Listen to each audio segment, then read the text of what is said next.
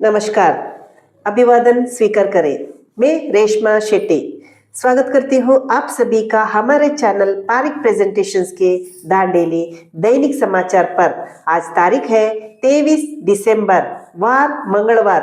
तो चलिए शुरू करते हैं आज के समाचार। नमस्कार, मैं कांचना कामड़े। दांडेली पुलिस विभाग ने आज नगर पुलिस थाना में सभी होटल, लॉज, होमस्टे और रिसोर्ट के मालिकों को और मैनेजरों को बुलाकर 31 दिसंबर को होने वाले नववर्ष के जश्न को सरकारी कानून के तहत मनाने का निर्देश दिया, ताकि कोई अप्रिय घटना न घटे व खुशी के माहौल में नववर्ष का आगमन हो।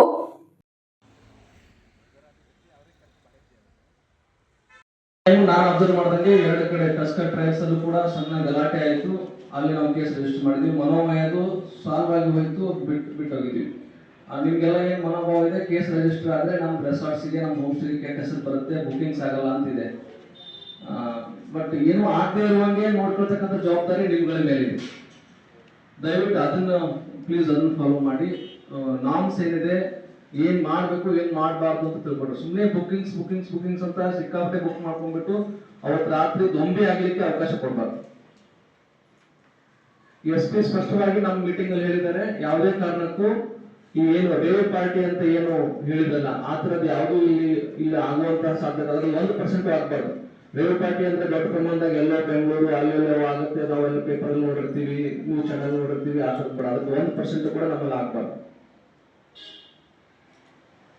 ಈ ಡ್ರಗ್ಸ್, ಲಿಕ್ಕರು, ಬೇರೆ ಬೇರೆ ವಿಚಾರಗಳ ಬಗ್ಗೆ ಎಲ್ಲ ಕೂಡ್ಕೊಂಡ್ಬಿಟ್ಟು ಒಂದು ಪಾರ್ಟಿ ಮಾಡ್ತಕ್ಕಂಥದ್ದು ರೇವ್ ಪಾರ್ಟಿ ಅಂತಕ್ಕಂಥ ಕಾನ್ಸೆಪ್ಟ್ ನಿಮ್ಗೆಲ್ಲ ಇದೆ. ಒಂದು ರ್ಯಾಂಡಮ್ ಏನೋ ಐಡಿಯಾ ಇದೆ ರೇವ್ ಪಾರ್ಟಿ ಅಂದ್ರೆ ಏನಂತ ಹೇಳಿ. ಸೊ ಆ ತರದ್ದು 1% ಕೂಡ ನಮ್ಮ ಇಲ್ಲಿ ಯಾವುದು ಹೋಮ್ ಸ್ಟೇ ಆಗಲಿ ಅಥವಾ ಇದರಲ್ಲಿ ಖಂಡಿತವಾಗಿಯೂ ಆಗ್ಲಿಕ್ಕೆ ಅವಕಾಶ ಇಲ್ಲ. ನಿಮ್ದು ನಾರ್ಮಲ್ ಆಗಿ ಸೆಲೆಬ್ರೇಷನ್ ಇರಬೇಕು.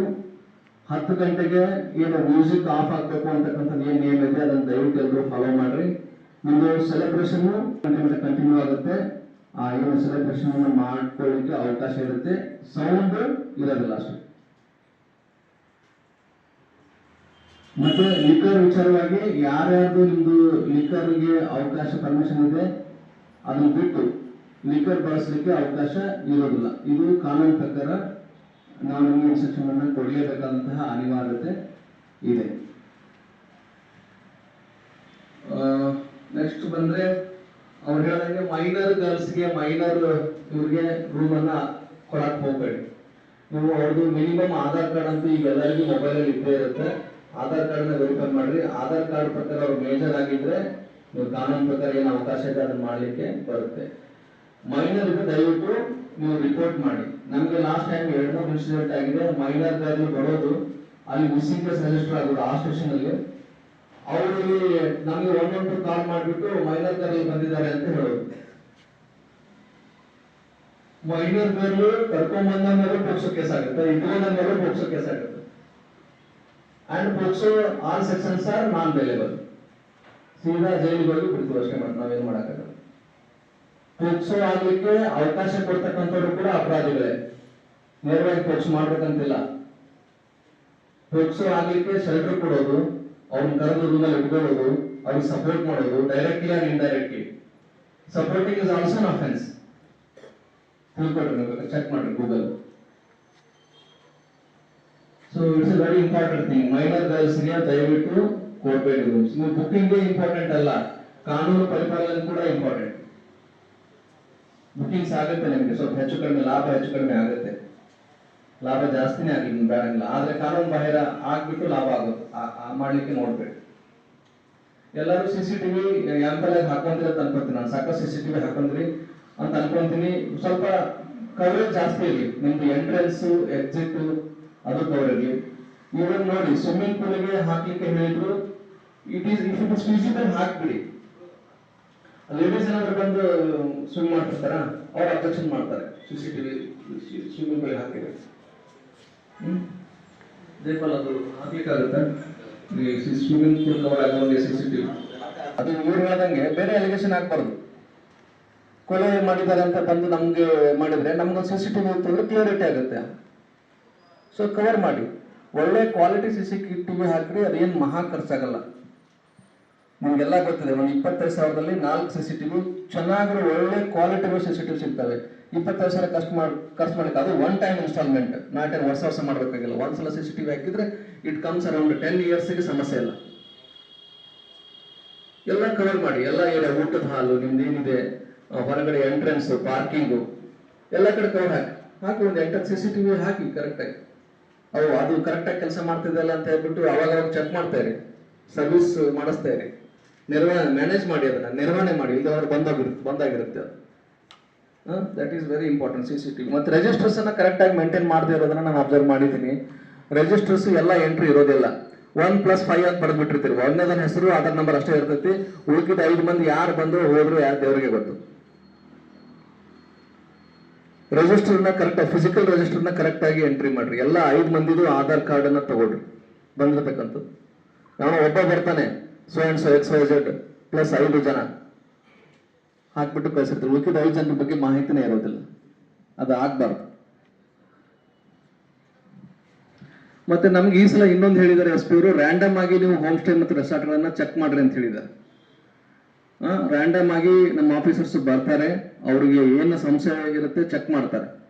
ಸೊ ನಿಮ್ಮ ಇದರಲ್ಲಿ ಅನೈತಿಕ ವ್ಯವಹಾರಗಳು, ಕಾನೂನು ಬಾಹಿರ ಚಟುವಟಿಕೆಗಳು ನಡೀಬಾರ್ದು ಅಂತಕ್ಕಂಥದ್ದು ಮಾತ್ರ ಅದರ ಹಿಂದಿರತಕ್ಕಂಥ ಉದ್ದೇಶ. ಸೊ ರ್ಯಾಂಡಮ್ ಆಗಿ ಚೆಕ್ ಮಾಡ್ಲಿಕ್ಕೆ ನಮ್ಗೆ ಖಂಡಿತವಾಗಿ ಅಧಿಕಾರ ಇದೆ, ಪೊಲೀಸ್ ಅವರಿಗೆ ಖಂಡಿತವಾಗಿ ಅಧಿಕಾರ ಇದೆ. ಏನು ಸರ್ಚ್ ವಾರೆಂಟ್ ಏನು ಬೇಕಾಗಿಲ್ಲ.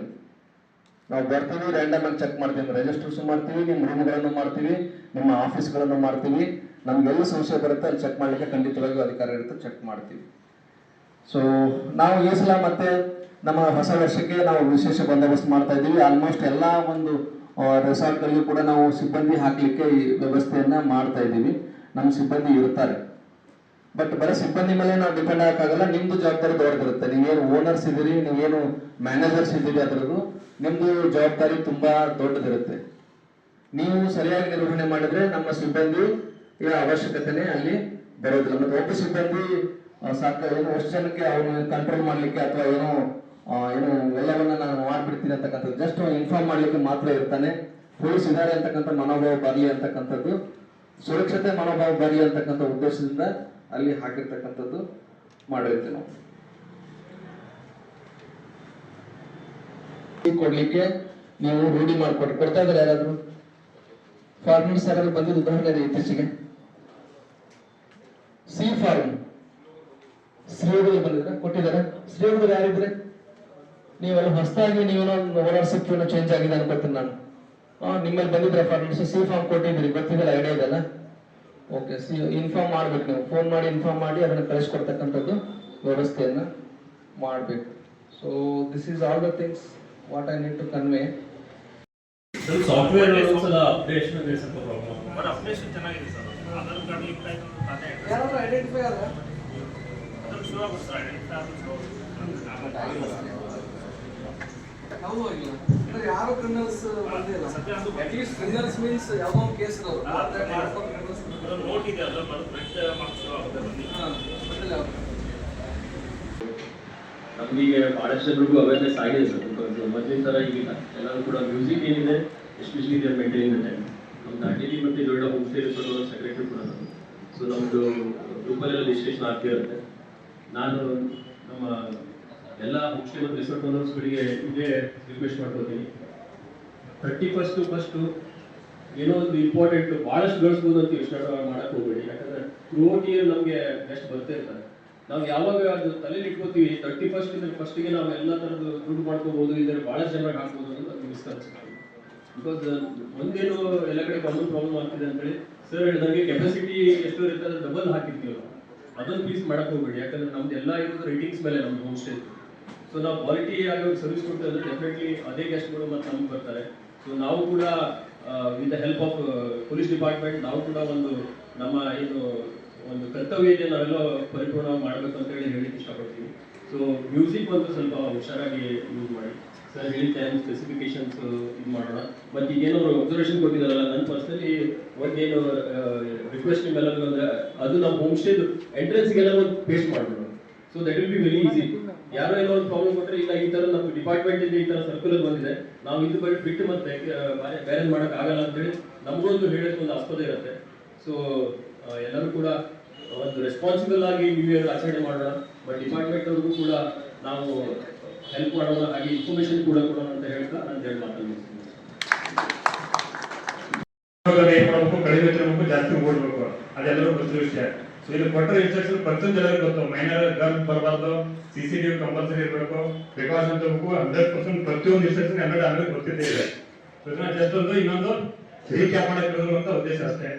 CCTV ಅಂತ ಹೇಳಿದ್ರೆ ಆಲ್ರೆಡಿ ಸರ್, CCTVಗೆ ಪೊಲೀಸ್ ಎಷ್ಟು ಪವರ್ ಇದೆ ಅಂದ್ರೆ ವಿದೌಟ್ ಜಸ್ಟ್ ಇವನ್ ನಿಮ್ಗೆ ಇಂಟಿಮೇಷನ್ ಕೊಡದೆ, ಇವನ್ ನೋಟಿಸ್ ಕೊಡದೆ ಕೂಡ ಫಸ್ಟ್ ಇನ್ಸ್ಟೆನ್ಸ್ ಅಲ್ಲೇ 5,000 ಫೈನ್ ಆಗ್ಬೋದು DSP ಸರ್ ಇದರಲ್ಲಿ. ಸೆಕೆಂಡ್ ಕೂಡ ನೀವು ಕಂಪ್ಲೇಂಟ್ ಮಾಡಿಲ್ಲ ಅಂದ್ರೆ ಎರಡನೇ ಸರಿ ಕೂಡ ಉಲ್ಲಂಘನೆ ಮಾಡಿದ್ರು ಕೂಡ 10,000 ಫೈನ್ ಇದೆ. ಅವಾಗೂ ಕೂಡ ಕಂಪ್ಲೇಂಟ್ ಮಾಡಿಲ್ಲ ಅಂದ್ರೆ ಇಮಿಡಿಯೇಟ್ ಆಗಿ ಸೀಸ್ ಮಾಡಬಹುದು. ಅದು ಇಟ್ ಮೇ ಬಿ ಯಾವ್ದು ಶಾಪ್ ಇರ್ಬೋದು ಅಥವಾ ರೆಸಾರ್ಟ್ ಇರ್ಬೋದು, ಹೋಮ್ ಸ್ಟೇ ಇರ್ಬೋದು, ಕನ್ಸರ್ನ್ ಡಿಪಾರ್ಟ್ಮೆಂಟ್ ಏನ್ ಮಾಡ್ಕೊಂಡು ಅದನ್ನ ಕ್ಲೋಸ್ ಕೂಡ ಮಾಡಬಹುದು. ಸೊ CCTVಗೆ ಅಷ್ಟು ಪೊಲೀಸ್ ಪವರ್ ಇದೆ. ಅದಕ್ಕೂ ಹೆಚ್ಚಿನ ಏನಂದ್ರೆ ನೀವು ಎಲ್ಲಿ ಚಾಲೆಂಜ್ ಕೂಡ ಮಾಡೋಂಗಿಲ್ಲ. ಅರ್ಥ ಆಯ್ತಲ್ಲ, ನೀವು ಕೋರ್ಟ್ ನನ್ನ ಫೈನ್ ಹಾಕಿದ್ರೆ ನಾನು ಕೋರ್ಟ್ ಚಾಲೆಂಜ್ ಮಾಡ್ತೀನಿ, ಚಾಲೆಂಜ್ ಕೂಡ ಮಾಡಕ್ಕಾಗಲ್ಲ, ಅದನ್ನ ನೀವು ಮಾಡ್ಕೊಳಕ್ಕೂ ಆಗಲ್ಲ. ಸೊ ಅಷ್ಟು CCTVಗೆ ಪೊಲೀಸ್ ಪವರ್ ಇದೆ. ಸೊ ಅದನ್ನ ನಾವು ನಿಮ್ಮ ಮೇಲೆ ಅಪ್ಲೈ ಮಾಡಿಲ್ಲ ಇಷ್ಟೇ. ಸೊ ದಯವಿಟ್ಟು ಆ ಅಸ್ತ್ರವನ್ನ ಬಳಸಕ್ ನಮಗೆ ಇದು ಮಾಡಕ್ ಕೊಡಬೇಡಿ. ನೀವು ದಯವಿಟ್ಟು ಎಲ್ಲರೂ CCTVನ ಹಾಕಿ. ನೀವು CCTV ಹಾಕಿಲ್ಲ ಅಂದ್ರೆ ನಮ್ಗೆ ಯಾವ್ದೊಂದು ಸಸ್ಪಿಷಸ್ ಅನ್ಸುತ್ತೆ, ಅಂದ್ರೆ ನೀವು ಏನೋ ಇಲ್ಲಿಗಲ್ ಯಾವ್ದೋ ಚಟುವಟಿಕೆ ನಡೀತಾ ಇದೆ, ಸೊ ಅದಕ್ಕೋಸ್ಕರ ಇಲ್ಲಿ ಇವರು CCTV ಹಾಕಿಲ್ಲ ಅಂತೇಳಿ. ನೀವು ಬಚಾವ್ ಆಗ್ಬೇಕಂದ್ರೆ ಯಾವ್ದೋ ಒಂದು ಅಫೆನ್ಸ್ ಆಯ್ತು, ಯಾರೋ ಒಂದು ಕಂಪ್ಲೇಂಟ್ ಕೊಟ್ಟರು FIR ಮಾಡಿದ್ರೆ ನೀವು ಬಚಾವ್ ಆಗ್ಬೇಕಂದ್ರೆ ಅದೇ ನಿಮ್ಮ ಲೆಕ್ಚರ್, ನಿಮ್ಮ ರಿಜಿಸ್ಟರ್, ಒಂದು CCTVನೇ ಅಲ್ಲಿ ಡೆಪಿಕ್ಟ್ ಮಾಡುತ್ತೆ ನಿಮ್ಗೆ ಬಚಾವ್ ಮಾಡಕ್ಕೆ. ಸೊ ದಯವಿಟ್ಟು ಎಲ್ಲರೂ CCTVನ ಹಾಕಿ. ನೆಕ್ಸ್ಟ್ ಸೌಂಡ್ ಬಗ್ಗೆ ಹೇಳಿದ್ರು, ಬರೀ ಸೌಂಡ್ ನಿಮ್ಗೆ ಅಷ್ಟೆಲ್ಲ ಅಥವಾ ಜನರಿಗೆ ತೊಂದರೆ ಅಲ್ಲ. ಮೆಜಾರಿಟಿ ಎಲ್ಲ ಹೋಮ್ ಸ್ಟೇ ಮತ್ತು ರೆಸಾರ್ಟ್ ಇರೋದು ಕಾಡಲ್ಲಿ ಇದೆ, ಫಾರೆಸ್ಟ್ ಇದೆ. ಸೊ ಅಲ್ಲಿ ವೈಲ್ಡ್ ಲೈಫ್ ಕೂಡ ಇದೆ ಅದ್ರ ಜೊತೆ. ಸೊ ವೈಲ್ಡ್ ಲೈಫ್ ಅವು ಕೂಡ ನಾವು ಯಾವ ತರ ಬದುಕ್ತಿದ್ವಿ ಅವು ಕೂಡ ಬದುಕಬೇಕಲ್ಲಿ. ಸೊ ಅವಕ್ಕೂ ಅಲ್ಲ ಅವ್ರು ಕಂಪ್ಲೇಂಟ್ ಮಾಡಲ್ಲ, ಬಟ್ ಅವ್ರ ಪಾಪ ಕಂಪ್ಲೇಂಟ್ ಮಾಡಲ್ಲ, ಬರೀ ಜನ ಮಾತ್ರ ಕಂಪ್ಲೇಂಟ್ ಮಾಡ್ತಾರೆ ಅಂತ ಇದು ಮಾಡಕ್ಕಾಗಲ್ಲ. ಅವು ಕೂಡ ನಮಗೆ ರೈಟ್ಸ್ ಇದೆ, ಅವಕ್ಕೂ ಕೂಡ ಅಷ್ಟೇ ರೈಟ್ಸ್ ಇದೆ ಬದುಕಕ್ಕೆ. ಸೊ ಅವು ಅದನ್ನೆಲ್ಲ ಒಂದು ನಿಮ್ಮ ವ್ಯೂವಲ್ಲಿ ಇಟ್ಕೊಂಡು ಸ್ವಲ್ಪ ನೀವನ್ನ ಆಚರಣೆ ಮಾಡಿ. ಇಲ್ಲಿ ಕರೆದು ನಿಮ್ಗೆ ವಾರ್ನಿಂಗ್ ಮಾಡೋದಾಗಿ ಅಥವಾ ಏನು ಮಾಡೋದು ಉದ್ದೇಶ ಇಲ್ಲ, ಜಸ್ಟ್ ಇನ್ಸ್ಟ್ರಕ್ಷನ್ ಕೊಡ್ಬೇಕಿತ್ತು. ಸೊ ಇನ್ಸ್ಟ್ರಕ್ಷನ್ ಕೊಟ್ಟಿದ್ದು, ದಯವಿಟ್ಟು ಇನ್ಸ್ಟ್ರಕ್ಷನ್ ಎಲ್ಲರೂ ಫಾಲೋ ಮಾಡಿ ಅಂತ ಹೇಳ್ತಾ ಮುಂಚಿತವಾಗಿ ಎಲ್ಲರಿಗೂ ಹೊಸ ವರ್ಷದ ನೆಕ್ಸ್ಟ್ ಏನೇ ಸಮಸ್ಯೆ ಆದ್ರು, ಯಾರೋ ಹೊರಗಿಂದ ಬಂದು ಏನೋ ಗಲಾಟೆ ಮಾಡ್ತಾ ಇದ್ರು ಅಂದ್ರೆ ಕೂಡ ನಿಮ್ಗೆ ನಿಮ್ಮ ಮಿತಿಮೀರಿಯಲ್ಲಿ ಹೋಯ್ತು ಅಂದ್ರೆ ನೀವು ಯಾವ್ದನ್ನ ದಯವಿಟ್ಟು ಅಲ್ಲಿ ಇದು ಮಾಡಕ್ ಹೋಗ್ಬೇಡಿ, ಸಪ್ರೆಸ್ ಮಾಡಕ್ ಹೋಗ್ಬೇಡಿ. ಅದೇನೋ ನೆಕ್ಸ್ಟ್ ನೋಡೋದಾಗ ಹೋಗುತ್ತೆ ಅನಿಸ್ತಿರುತ್ತೆ. ಸೊ ಏನೇ ಸಣ್ಣ ಇನ್ಸಿಡೆಂಟ್ ಆದ್ರೂ ಕೂಡ ದಯವಿಟ್ಟು 112 ಫಾರ್ಮ್ ಇಲ್ಲ ಅಂದ್ರೆ ಇಮಿಡಿಯೇಟ್ ಅವ್ರಿಗೆ ಕನೆಕ್ಟ್ ಅಲ್ಲ ಅಂದ್ರೆ ಕನ್ಸರ್ನ್ ಬೀಟ್ ಪೊಲೀಸ್ ಇಲ್ಲ ಅಂದ್ರೆ ಕನ್ಸರ್ನ್ PSIಗೆ ದಯವಿಟ್ಟು ಕಾಲ್ ಮಾಡಿ. ನಿಮ್ಮಲ್ಲಿ ನೀವು ಅಲ್ಲೇ ಮ್ಯಾನೇಜ್ ಮಾಡಕ್ಕೂ ಏನೋ ಒಂದು ಮಾಡಿದ್ರೆ ಹೆಚ್ಚು ಕಮ್ಮಿ ಆಗಿ ಜಾಸ್ತಿ ಡ್ಯಾಮೇಜ್ ಆಗುತ್ತೋ ಸಾಧ್ಯತೆ ಜಾಸ್ತಿ ಇರುತ್ತೆ. ಅದಕ್ಕೆ ಮೆಜಾರಿಟಿ CCTV ಮತ್ತು ನಿಮ್ದು ಲೆಡ್ಜರ್ಸ್, ಡಾಕ್ಯುಮೆಂಟ್ಸ್ ಕಂಪಲ್ಸರಿ ಫಾಲೋ ಮಾಡಿ. ದಯವಿಟ್ಟು ಮೈನರ್ ಗರ್ಲ್ಸ್ ಕೊಡಕ್ ಹೋಗ್ಬೇಡಿ, ಮತ್ತೆ ಕೆಪಾಸಿಟಿ ಮೀರಿ ದಯವಿಟ್ಟು ಮಾಡಕ್ ಹೋಗ್ಬೇಡಿ. ಕೆಲವು ಇವನ್ ಬಾತ್ರೂಮ್ ವಾಶ್ರೂಮ್ ಹೋಗ್ಬೇಕು ಕೂಡ ಜಾಗ ಅಲ್ಲೆಲ್ಲ ಟೆಂಟ್ ಹಾಕಿರ್ತಾರೆ. ಸೊ ಆ ಲೆವೆಲ್ಗೆ ಆಗಿರುತ್ತೆ. ಸೊ ದಯವಿಟ್ಟು ಅಂದೋದಕ್ಕೆಲ್ಲ ಜಾಸ್ತಿ ಆಸ್ಪದ ಕೊಡಬೇಡಿ ಅಂತ ಹೇಳ್ತಾ ಅಡ್ವಾನ್ಸ್ ಆಗಿ ಹೊಸ ವರ್ಷದ ಆರ್ಥಿಕ ಶುಭಾಶಯ ಎಲ್ಲರಿಗೂ ಕೋರ್ತಾ ಎಲ್ಲರಿಗೂ ಧನ್ಯವಾದ. ಈ ಕಾರ್ಯಕ್ರಮ ಮುಗಿಸ್ಬೇಕು. Thank you.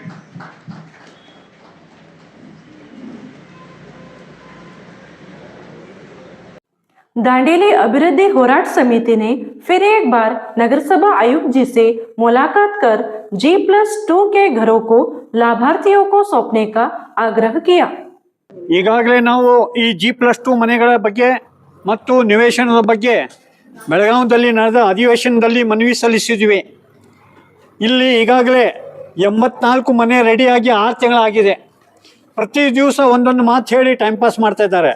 ನಗರಸಭೆಯವರು ತಮ್ಮ ಜವಾಬ್ದಾರಿಯಿಂದ ಹಾರಿಸಿಕೊಳ್ಳಲಿಕ್ಕೆ ಪ್ರಯತ್ನ ಮಾಡ್ತಾ ಇದ್ದಾರೆ. ಹೌಸಿಂಗ್ ಬೋರ್ಡ್ದವರು ಸಂಬಂಧ ಇಲ್ದಂಗೆ ಅವರು ಯಾವಾಗ ಬರ್ತಾರೆ ಯಾವಾಗ ಹೋಗ್ತಾರೆ ಏನೂ ಗೊತ್ತಾಗೋಲ್ಲ. ಬ್ಯಾಂಕ್ದವರು ಇವತ್ತು ಹೇಳ್ತಾ ಇದ್ದಾರೆ ಇವತ್ತು ಲೋನ್ ಕೊಡ್ಲಿಕ್ಕೆ ಬರಲ್ಲ ಅಂಥೇಳಿ. ಈ ರೀತಿ ಒಬ್ಬೊಬ್ಬರು ಒಂದೊಂದು ರೀತಿ ಸಬೂಬು ಹೇಳಿ ಇವತ್ತು ಜನರಿಂದ ದುಡ್ಡು ತೊಗೊಂಡು ಜನರಿಗೆ ಮೋಸ ಮಾಡ್ತಾ ಇದ್ದಾರೆ. ಇಂಥ ಒಂದು ಮೋಸದ ಒಂದು ಪ್ರಾಜೆಕ್ಟ್ ತಂದು ಯೋಜನೆ ತಂದು ಜನರಿಗೆ ಒಂದು ಅನ್ಯಾಯ ಮಾಡ್ತಾ ಇದ್ದಾರೆ. ಇದಕ್ಕೆ ನಾವು ಈಗಾಗಲೇ ಪೌರಾಯುಕ್ತರ ಜೊತೆ ಚರ್ಚೆ ಮಾಡಿದ್ದೇವೆ. ಈಗ ಪುನಃ ನಾವು ಬ್ಯಾಂಕರ್ಸ್ ಹತ್ರ ಹೋಗಿ ಮಾತಾಡ್ತೇವೆ. ಬ್ಯಾಂಕರ್ಸ್ ಅದರ ಬಗ್ಗೆ ಏನು ಸರಿಯಾದ ರೀತಿ ನಮಗೆ ಸ್ಟೇಟ್ಮೆಂಟ್ ಕೊಡಲಿಲ್ಲ ಅಂದರೆ ಮುಂದೆ ಮತ್ತು ಇದರ ಬಗ್ಗೆ ಸೀರಿಯಸ್ ಆದ ಒಂದು ಕ್ರಮ ವಹಿಸಬೇಕಾಗ್ತದೆ ಅಂತೇಳಿ ನಾನು ಈ ಮೂಲಕ ಹೇಳಲಿಕ್ಕೆ ಇಷ್ಟಪಡ್ತಾ ಇದ್ದೇನೆ. ಇವತ್ತು ಜನರಿಂದ 70,000 50,000 ಸುಮಾರು 9 ಕೋಟಿ ರೂಪಾಯಿ ದುಡ್ಡು ತೊಗೊಂಡಾರೆ. ಆದರೆ ಮನೆ ಕೊಳ್ಳಿಕ್ಕೆ ಇವತ್ತು ತೊಂದರೆ ಮಾಡ್ತಾ ಇದ್ದಾರೆ. ಈಗಾಗಲೇ ಜನ ಬಾಡಿಗೆ ಮನೆಯಲ್ಲಿ ಇದ್ದು ತಮ್ಮ ಸಮಸ್ಯೆ ಎಲ್ಲ ಕಡೆ ಹೇಳಿದ್ರು ಸಹ ಯಾರೂ ಇದರ ಬಗ್ಗೆ ಏನೂ ಕ್ರಮ ವಹಿಸ್ತಾ ಇಲ್ಲ. ಆದ್ದರಿಂದ ಇವತ್ತು ನಾವು ಈ ಸಭೆ ಮುಗಿಸಿ ಇಲ್ಲಿಂದ ನೇರವಾಗಿ ಕೆನರಾ ಬ್ಯಾಂಕ್, ಸೆಂಟ್ರಲ್ ಬ್ಯಾಂಕ್ ಮತ್ತು ಸ್ಟೇಟ್ ಬ್ಯಾಂಕ್ ಆಫ್ ಇಂಡಿಯಾ ಈ 3 ಬ್ಯಾಂಕಿಗೆ ನಾವು ಹೋಗಿ ಭೇಟಿಯಾಗಿ ಅಲ್ಲಿ ಚರ್ಚೆ ಮಾಡ್ತೇವೆ. ಚರ್ಚೆ ಮಾಡಿ ಪುನಃ ವಾಪಸ್ ನಾವು ಅಲ್ಲಿ ಎಲ್ಲಿ ಹೋಗಬೇಕು ಏನಂತೇಳಿ ನಿಮ್ಗೆ ಹೇಳಿದಾಗ ನೀವೆಲ್ಲ ಅದರ ಬಗ್ಗೆ ಸಹಕರಿಸಬೇಕು ಅಂತೇಳಿ ನಾನು ಕೇಳ್ತೇನೆ. ಮತ್ತು ಗೃಹ ಮಂಡಳಿಯವರಿಗೆ ಈ ಮೂಲಕ ತಿಳಿಸುವುದೆಂದರೆ, ನೀವು ಜನರಿಂದ ಅರ್ಜಿ ತೊಗೊಂಡು ದುಡ್ಡು ತೊಗೊಂಡು ಮಜಾ ಮಾಡ್ತಾ ಇದ್ದೀರಿ, ಅದೇ ರೀತಿ ಮುಂದುವರಿಸಿದರೆ ನಾವು ಕಾರವಾರ ಆಫೀಸ್ ಮುಂದೆ ಬಂದು ಪ್ರತಿಭಟನೆ ಮಾಡ್ತಾ ಇದ್ದೇವೆ, ನಿಮ್ಮ ಅಧಿಕಾರಿಗಳನ್ನು ಘೇರಾವ್ ಮಾಡ್ತೇವೆ ಅಂತೇಳಿ ಹೇಳ್ತಾ ಇದ್ದೇನೆ. ಹಲವಾರು ದಿನಗಳಿಂದ ನಾವು G+ ಸಲುವಾಗಿ ಸಂಬಂಧಪಟ್ಟ ಕಾಂಟ್ರಾಕ್ಟರ್ ಇರ್ಬೋದು, ಕರ್ನಾಟಕ ಹೌಸಿಂಗ್ ಬೋರ್ಡ್ ಇರ್ಬೋದು, ನಗರಸಭೆ ಇರ್ಬೋದು, ಎಲ್ಲರಿಗೂ ಸಂಬಂಧಪಟ್ಟಂಥ ಎಲ್ಲರಿಗೂ ಭೇಟಿಯಾಗಿ ಅವರಿಗೆ ಫಾಲೋ ಅಪ್ ಮಾಡ್ತಾ ಇದ್ದರೂ ಕೂಡ ಅವ್ರು ನನ್ನ ಜವಾಬ್ದಾರಿ ಇಲ್ಲ, ನಿನ್ನ ಜವಾಬ್ದಾರಿ ಇಲ್ಲ ಅಂತ ಹೇಳ್ತಾ ಇದ್ದಾರೆ. ಈ ರೀತಿ ಆಗೋದಿಲ್ಲ. ಇಂಥದ್ದೊಂದು ಸ್ಕೀಮ್ ತಂದು ಈ ರೀತಿ ಮಾಡೋದು ನಮ್ಮ ಬಡವರ ಅವ್ರ ಡ್ಯೂಟಿಗೆ ಹೋಗೋ ಕೆಲಸಕ್ಕೆ ಹೋಗೋ ಕೆಲಸ ಬಿಟ್ಟು ಬರಬೇಕು ಇಲ್ಲಿ ಅವರು. ಅಂಥ ಇಲ್ಲಿ ಈ ದುರ್ಗತಿ ಆಗಿದೆ. ಈ ಒಂದು ಯೋಜನೆ ತಂದು ಜನರಿಗೆ ಸರಿಯಾಗಿ ಆ ಮನೆಗಳನ್ನು ಕೊಡೋದು ಬಿಟ್ಟು ಒಬ್ಬರ ಮೇಲೆ ಒಬ್ಬರು ಹಾಕಿ ಯಾರೂ ಜವಾಬ್ದಾರಿ ತೊಗೊಳತ್ತಿಲ್ಲ. ಸೊ 50,000 70,000 ಅವರಿಂದ ಹಣ ತೊಗೊಂಡು ವರ್ಷಗಟ್ಟಲೆ ಆಯ್ತು. ಈಗ 6-7 ವರ್ಷ ಆಯಿತು. ಇಷ್ಟಾದರೂ ಕೂಡ ಇನ್ನೂ ಮನೆಗಳನ್ನು ಕೊಡಕ್ಕೆ ತಯಾರಿಲ್ಲ. ನಾವು ಹೇಳಿದ್ವಿ, ಯಾರಿಗೆ ಹಸು ಇದೆ, ಯಾರು ಬಡವರು ಇದ್ದಾರೆ ಅಂಥವ್ರಿಗೆ ಮನೆ ಕೊಡಂತ ಹೇಳಿದ್ವಿ. ನಾವು ಲಾಟ್ರಿ ಒಳಗೆ ಮಾಡಿ ಯಾರಿಗೆ 2-2 3 ಇದ್ದವರಿಗೆ ಮನೆ ಕೊಟ್ಟು ಈ ರೀತಿ ಆಗಿದೆ. ಈಗಾದರೂ ನಾವು ಹೇಳಿದ್ವಿ, ಇನ್ನು ಬರಲಿರುವ ದಿನಗಳಲ್ಲಿ ಯಾರಿಗೆ ಮನೆ ಬಿಲ್ಕುಲ್ ಇಲ್ಲ, ಬಾಡಿಗೆ ಇದ್ದಾರೆ, ಬಡವರು ಇದ್ದಾರೆ, ದಿನಕ್ಕೆ ಅವ್ರು ಕೂಲಿ ಹೋಗಲಿಲ್ಲ ಅಂದ್ರೆ ಉಪಜೀವನ ನಡೆಯೋದಿಲ್ಲ, ಅಂಥ ಮಂದಿಗೆ ಕೂಡ ಅಂತೇಳಿ ಈ ಬರಲಿರುವ ದಿನಗಳಲ್ಲಿ ಈಗ 840 ಮಂದಿಗೆ ಲಾಟ್ರಿ ಒಳಗೆ ಕೊಟ್ಟಿದ್ರು ಕೂಡ ಯಾರಿಗೆ ನಿಜವಾಗಿಯೂ ಮನೆ ಬೇಕು ಅಂಥವ್ರಿಗೇನೆ ಕೊಡ್ತು ಅಂತ ನಾವು ಪ್ರಯತ್ನ ಮಾಡ್ತೀವಿ. ನೀವೆಲ್ಲ ಹೆಚ್ಚಿನ ಸಂಖ್ಯೆಯಲ್ಲಿ ಬಂದು ನಮಗೆ ಬೆಂಬಲ ವ್ಯಕ್ತಪಡಿಸಬೇಕು. ಈಗ ಬ್ಯಾಂಕಿಗೆ ಹೋಗಿ ನಾವು ಎನ್ಕ್ವೈರಿ ಮಾಡ್ತೀವಿ, ಮುಂದೆ ಏನು ಮಾಡಬೇಕು ಅನ್ನೋದನ್ನ ತಮಗೆ ಹೇಳ್ತೇವೆ. ಅದಕ್ಕೆಲ್ಲ ಸಹಕಾರ ಕೊಡ್ಬೇಕಂತ ಹೇಳಿ ನನ್ನ 2 ಮಾತುಗಳನ್ನು ಹೋಗ್ಬೇಡ್ರಿ, ಯಾರು ಹೋಗ್ಬೇಡ್ರಿ, ಅಲ್ಲೇ ಬ್ಯಾಂಕಿಗೆ ಬರ್ರಿ. कल हमने आपसे जो सवाल पूछा था उसका सही जवाब है विंग्स। कमेंट्स में जवाब देने वाले हैं मुस्ताक अहमद कलासी, गायत्री नीलेश पाटिल, मुख्तियार सामरानी, बशीर दुंसी कुंदापुर, शंकर पाटिल, प्रवीण मिश्रा, शैला सुतार, राकेश मणिवाल, योगेश कदम और महेंद्र सिंह सोलंकी।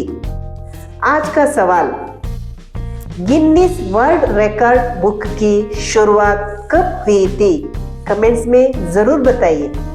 अंत तक हमसे जुड़े रहने के लिए धन्यवाद। कल फिर मुलाकात होगी हमारी इसी चैनल पारिक प्रेजेंटेशंस पर। स्वस्थ रहो, मस्त रहो।